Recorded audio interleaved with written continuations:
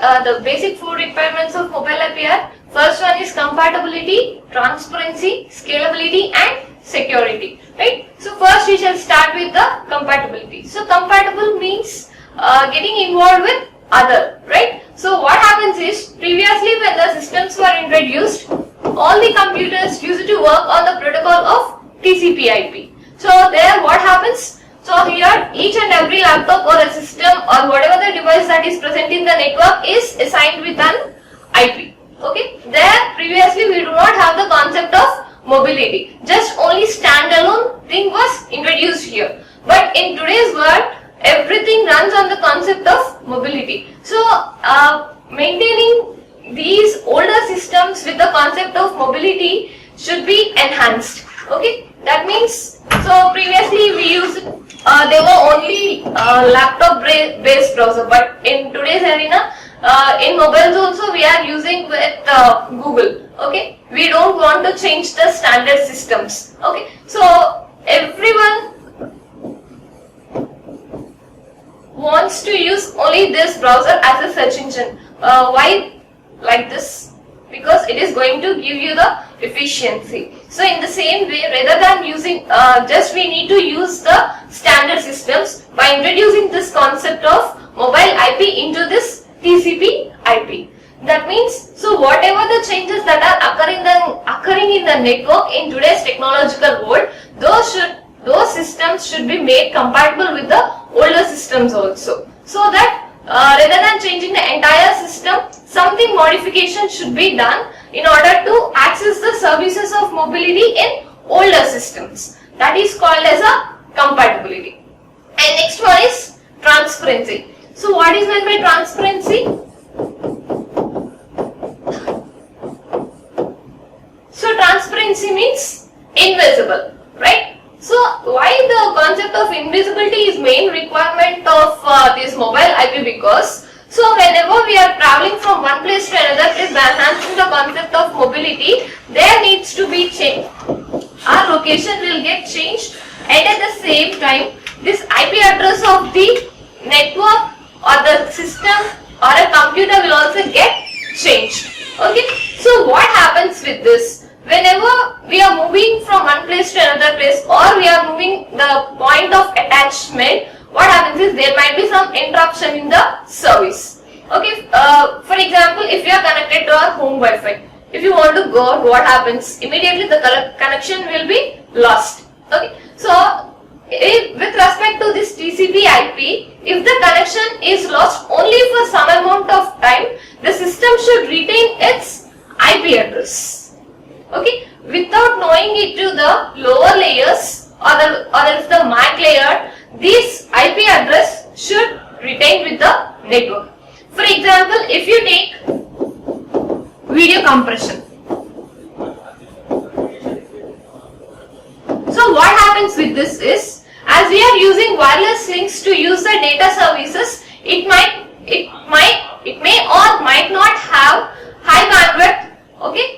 So it may have low bandwidth also. So whenever we upload a video for video compression, what happens? It might take long time to compress. So based on the bandwidth that is provided, it needs to choose the video compression techniques. Because whenever the software is implemented, it is going to use number of video compression techniques based on the bandwidth or based on the network or based on the signal that is being provided. Okay, so that is the concept of this transparency.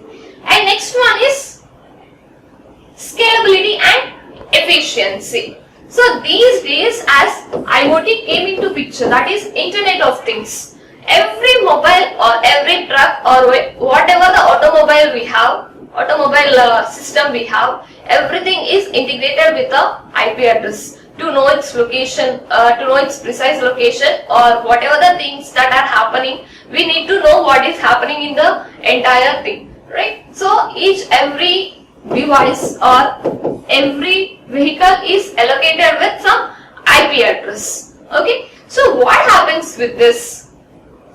So whenever the number of systems are getting increased, there might be a large number of packets in the network. The number of systems are going to get increased. So if these systems are going to get increased, the number of packets that are transferred into the network will also get increased, such that if these devices get high, okay, the system should have a efficiency to scale all the IP addresses also. Okay, that is called as a scalability. So here we see that global support for large number of mobile systems. And last one is security. The main concern in every concept is the security. So whatever the packets that are sent into the network, they need to be authenticated. Okay, whatever the network messages or some system messages are sent over the network, they should not be flooded into the network. Simply they need to get authenticated, and then only the data needs to get transferred over the network. So these are the 4 requirements of mobile IP. So first one is compatibility, second one is transparency, third one is scalability and efficiency, and fourth one is security, right? So next, getting into by using these basic concepts, we shall get into the next topic. Okay, so the next topic is entities and terminology. So why we are getting into this topic is, in order to transfer a packet or in order to send data from source to the destination, we need to have certain basic entities. We need to know about them, right? So that is the reason why we are getting into the concept of entities and terminologies. So here we have so if you observe this diagram, we have mobile node, second one is correspondent node, third one is home agent, fourth one is foreign agent, and fifth one is COA. So these are the basic entities that are present in the network. So if you observe this diagram, what happens? So this is the internet, and these are for communication we need to have 2 nodes. So first one is an end system, and second one is here we have a end system and end system. These 2 are the nodes that represent that are going for communication. One is CN, and first one is mobile node, and second one is correspondent node. Okay, so mobile node or correspondent node, these 2 are the devices that are responsible for communicating with each other. Okay, so these 2 are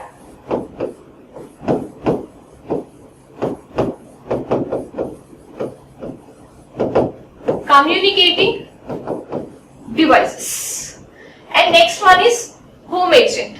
So what is meant by home agent? The services that are provided to all the mobile nodes in the network is called as a home agent. Then what is meant?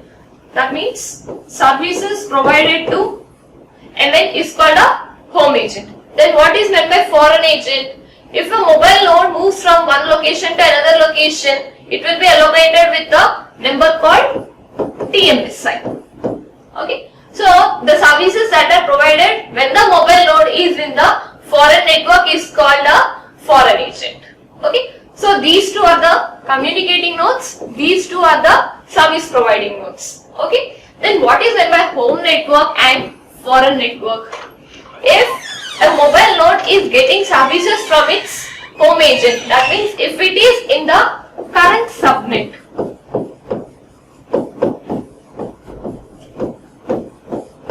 current subnet indicates that where it has registered, that is called as a home network. If it moves to some other network, it is called as a foreign network. So these 2 are for communication, and these 2 are for providing services, and these 2 are for that indicates the location of MN. Either it can be a current subnet or it can be a foreign subnet. Okay, so this home agent can also be implemented on a router or a software. Clear with this? And next, coming to the main point, that is care of address. So what is meant by care of address? So care of address means it is a IP address.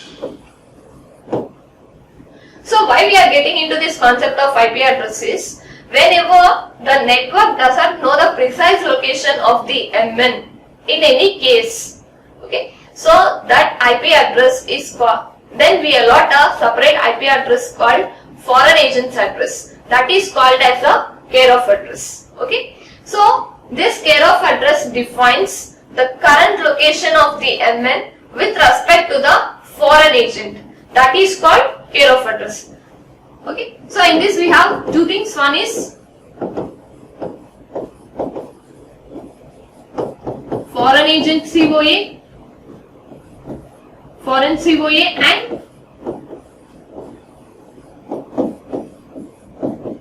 and co-located COA. So first one is foreign COA and second one is co-located COA. So foreign COA deals with the wireless links.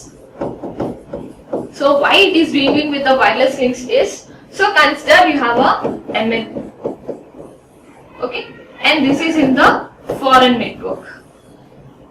Okay, now I don't know, this mobile node doesn't have a mobile signal. Okay, then I'll know that the home network that is responsible for MN doesn't know its precise location. So what happens when it doesn't know its precise location? It will not be able to transfer the data, right? So for that, what we will do is now the home network, rather than knowing the location of the MN, it have the location of the previous foreign agent. Okay, or else the foreign COA indicates that rather than sending packet directly to the MN, it is going to send the packet to the foreign agent and from foreign agent to the MN by using the concept of encapsulation and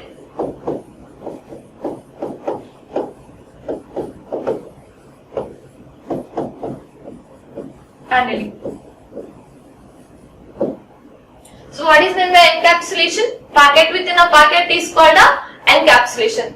Okay, tunneling means a virtual pipe. By using this concept, the packet will be forwarded from home network to the foreign network. Okay, and next one is co-located COA. So in the previous classes we discussed with topological address.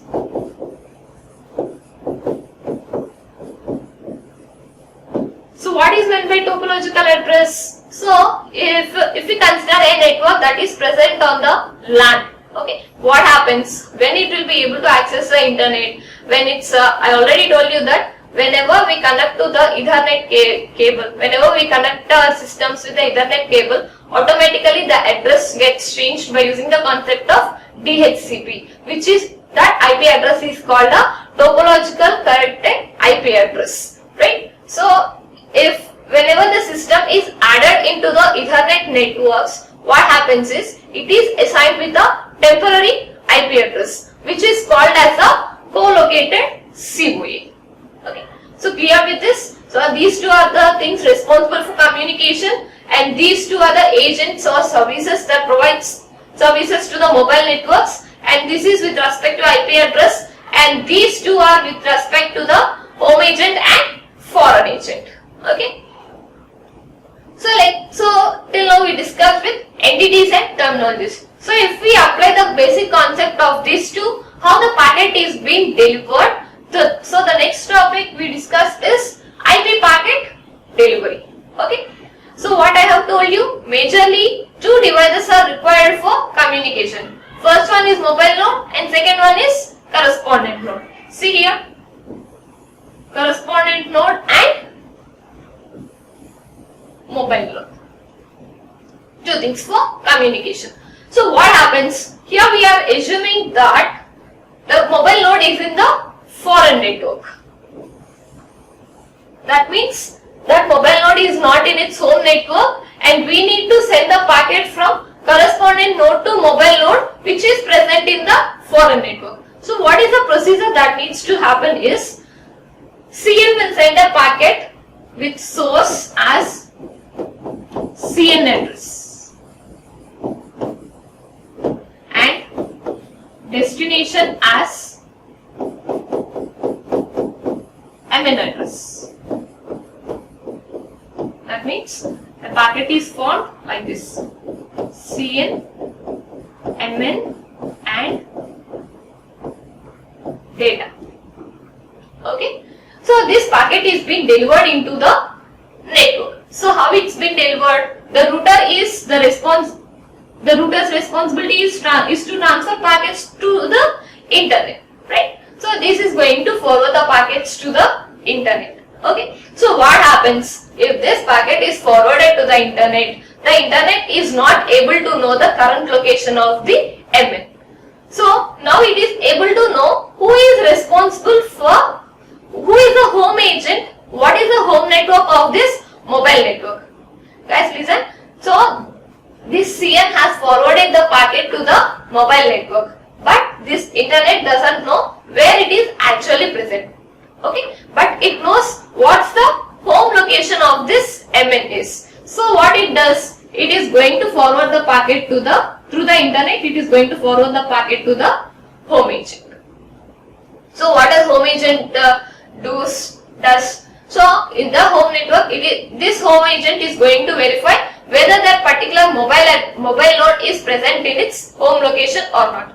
Is it present here? No. So what it does, it is going to encapsulate the packet with what? With the home agent, it is going to have a location area or location update. So right, so based on that location area, okay, so what it is going to do, it is going to use this foreign agent's IP address. For using this foreign agent's IP address, it is going to forward the packet to the mobile. Okay, so what happens here? So the packet is getting encapsulated as home agent as a source, foreign agent as a destination, home agent, foreign agent, CN, MN and data. Okay. So home agent is going to forward this packet to the internet to the foreign agent. While it is transferring the data over the network, when this is done, this is called as a encapsulation. That means data present in one packet is called as a encapsulation. Okay. So whenever this is done, it is going to form a virtual pipe. This virtual pipe is called as a tunnel. Okay. So through this virtual pipe, the packet will reach the foreign agent. Now foreign agent will check whether this particular node is present in its network or not. Okay. So if it is present, it is going to forward the packet. And then afterwards, the MN will reply to the CN using the same IP address of correspondent node. Okay. So this is the concept of IP packet delivery. So only 4 steps. First one is CN will forward the packet to the CN wants to send data to the mobile node.